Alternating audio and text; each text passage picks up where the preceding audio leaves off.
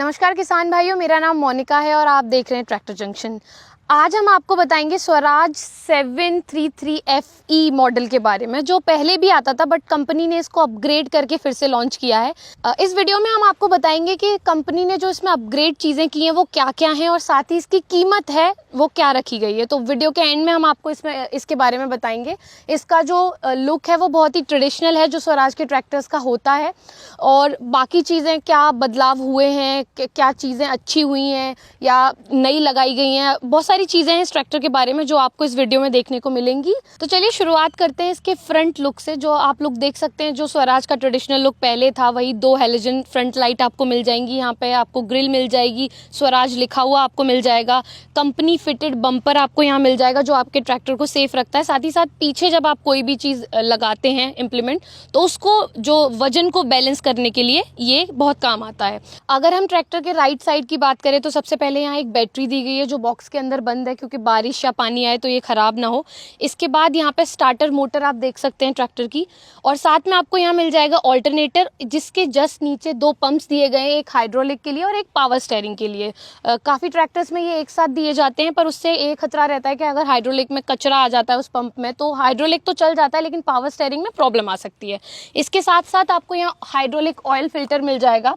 अगर हम अगले जो टायर के साइज़ की बात करें तो ये आपको 6-16 के मिल जाते हैं इस ट्रैक्टर में। इसके बाद हम बात कर लेते हैं फ्रंट एक्सेल जो यहाँ पे दिया गया है वो नॉन एडजस्टेबल है, लेकिन ये काफ़ी मजबूत है जो ट्रैक्टर का बैलेंस बनाए रखता है। अगर हम इंजन की बात करें तो यहाँ आपको 3 सिलेंडर वाला 35 HP का इंजन आपको यहाँ मिल जाएगा। इसी के साथ बॉश कंपनी का इनलाइन फ्यूल पंप आपको यहाँ दिख जाता है। साथ ही साथ यहाँ आपको एयर फिल्टर मिल जाता है जो ऑयल बाथ टाइप का है, जिसमें 3 स्टेजेस आपको मिल जाती हैं। इसी के साथ साथ आपको यहाँ दिखता है वाटर सेपरेटर। जब डीजल में अगर गलती से पानी चला जाता है तो उस पानी को सेपरेट करके यहाँ पे स्टोर कर लेता है, जिसकी वजह से इंजन को कोई खतरा नहीं होता। अगर हम ट्रैक्टर के बोनेट की बात करें तो यहाँ पे आपको सिंगल बोनेट मिल जाता है, जिसको आप आसानी से खोल के अपने मेंटेनेंस का काम कर सकते हैं। ट्रैक्टर के आगे की तरफ आपको यहाँ मिल जाता है रेडिएटर, और इसके बाद जब आगे चलते हैं तो इधर आपको कूलेंट मिल जाता है। साथ ही साथ यहाँ पे अलग से पावर स्टेयरिंग के लिए ऑयल मिल जाता है। तो साथ ही साथ आपको यहाँ आगे इस तरफ आपको डीजल का टैंक मिल जाता है ट्रैक्टर के लिए। तो इस तरीके का यहाँ पे बहुत ही सादा सा और आसान सा बोनट है जिसे खोल के आप अपने ट्रैक्टर का मेंटेनेंस कर सकते हैं। अब अगर हम आगे की तरफ चलते हैं ट्रैक्टर में तो आपको यहाँ एक फुट रेस्ट मिल जाता है जो चढ़ने के काम आता है ट्रैक्टर में, और साथ ही में यहाँ पे ये सिंगल क्लच दिया गया है।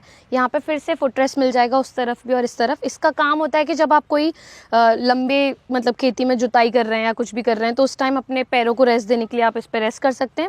साथ ही बहुत सारे किसानों की सवाल होते हैं कि हम ट्रैक्टर की जानकारी कैसे जानें या फिर उनके माइलेज के बारे में कैसे पता करें। तो इस ट्रैक्टर में आपको यहाँ एक प्लेट मिल जाती है जिसमें आपको काफ़ी सूचना मिलेंगी, जैसे कि मॉडल नंबर क्या है, साथ ही साथ ये ट्रैक्टर की मैन्युफैक्चरिंग कब हुई है यानी बना कब है, साथ ही माइलेज का जो सबसे बड़ा सवाल होता है कि इसका माइलेज कितना है ट्रैक्टर का, तो यहाँ आपको मिल जाएगा ये स्पेसिफिक फ्यूल कंजप्शन यानी कि कितनी खपत ये ट्रैक्टर करता है डीजल की, जो किलोवाट में दिया गया है 272।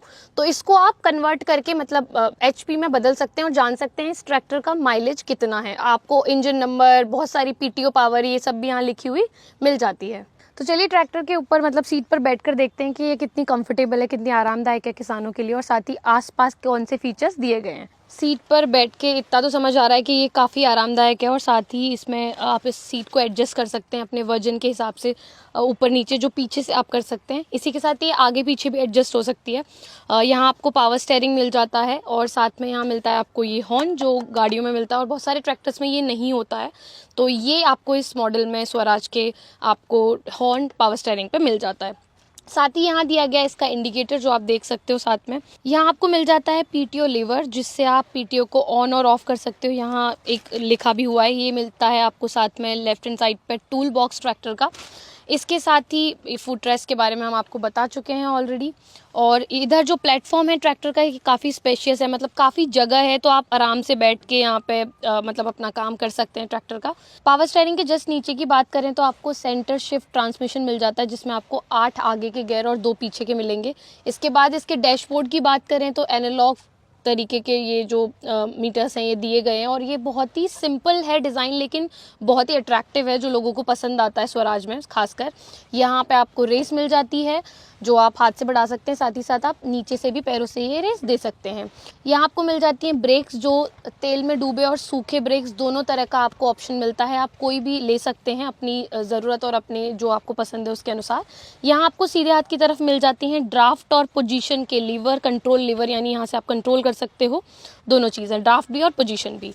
और यहाँ इस तरफ आपको रेयर व्यू मिरर मिल जाता है जिसको एडजस्ट करके आप अपने काम को आसान बना सकते हैं। तो इस तरीके का इस ट्रैक्टर का बहुत आसान सा पर बहुत ही लुभावना लुक है। पिछले टायर के अगर साइज़ की बात करते हैं तो आपको 12/4/28 के टायर का साइज़ आपको यहाँ मिल जाता है। इसके बाद आगे चलते हैं तो पीछे आपको यहाँ टेल लैंप मिल जाएगी, टेल लाइट आपको मिल जाएगी पीछे की तरफ।